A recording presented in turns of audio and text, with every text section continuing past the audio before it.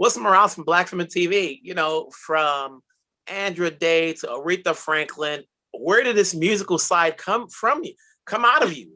Well, I mean, I'm a musician undercover musician. I have a band. I play music. Music is one of the little things in my life. Writing is the big tree. You know what I mean? The big oak or redwood, and music is a little fern lives alongside it. It's such an honor to be called upon to tell the story of these brilliant Black American women, how they've contributed to American culture, how they had difficulties in their lives, and how they said, no, difficulty, you will not take me down. I will thrive, I will be brilliant, and I will create something that will endure for folks who come after me, Mm-hmm. Now, with Aretha's story, it's so rich with so many details that, there are things that the public knows, like the songs and stuff like that. But when you're dealing with the personal aspects of it, Mm-hmm. How much goes into that? So that way you're telling it right. And hopefully you're getting everybody's approval, because there's always going to be a story like, they don't get this right, or they didn't get my approval. Sure. No, we worked very closely with the estate, and also I would hang out with folks who knew her and worked with her, like Clive Davis, and music brilliant genius himself, Clive Davis. We'd have weekly in-person meetings. He has an office in New York where I live. And then when COVID happened, we'd meet on Zoom. But it was very important to get it right. I have mountains. I have a bookshelf back here just stuffed with Aretha books, articles, my old Jet magazines, Ebony magazines, Rock's Back Pages, which is a magazine where she did countless interviews. I did a lot of research. Yeah, really want to tell the story. What do you want the audience to get that we don't know about already?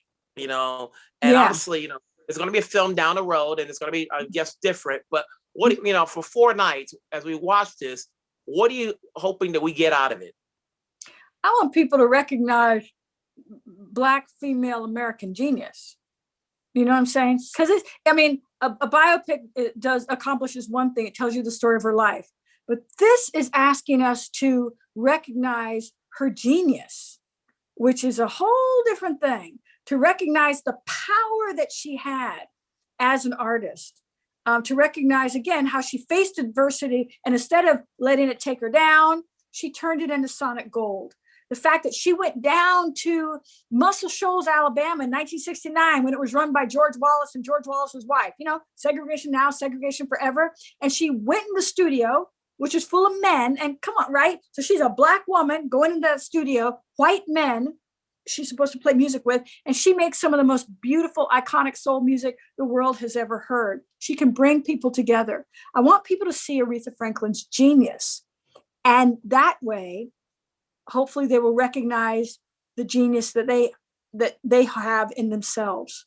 You know what I'm saying? Because that's what Black genius does. It's generous in that way.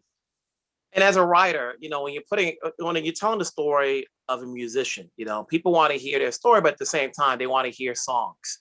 How challenging is it when you're writing a certain aspect of her life, and then you gotta put a song in there? Like, we want to hear these songs. I don't want to just see or read the story. Right. Like, I hear music that I know of.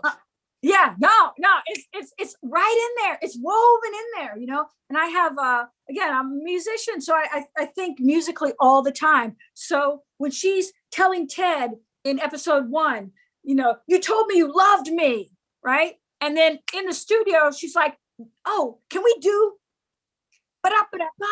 something like that with the horns? So she's constantly she's building the music out of the story of her life constantly, over and over again. So it was just, it's of a piece. It's something that the Genius franchise hadn't tried before. The story of Einstein has music in it, but Einstein doesn't burst into song, and nor does Picasso. So it was an added level of complexity, which I really appreciated, really loved. People are going to see this for 4 nights, and we know what Cynthia can deliver because I've seen her on stage. But can you talk about a little bit how happy you were for Andra Day when you heard her name at the Golden Globes? Oh, I can't give enough love to Andra Day. Okay, I'm gonna get all excited. what a lovely person, what a fearless actor she is. She said she always told me, girl, I was afraid, but the fact that she just leapt into that role, I can't say enough brilliant things about her. She is so deserving. She's so kick-ass, Andra Day is. And Cynthia Erivo's right there too. So kick-ass, so strong, so fierce, so brave and generous. So I know I got two like awesome actresses. Congratulations on your projects. Obviously, we'll look forward to see what the next one will be, because we know what you can deliver. So definitely take care. Okay, thanks, Wilson. Thank you, bro.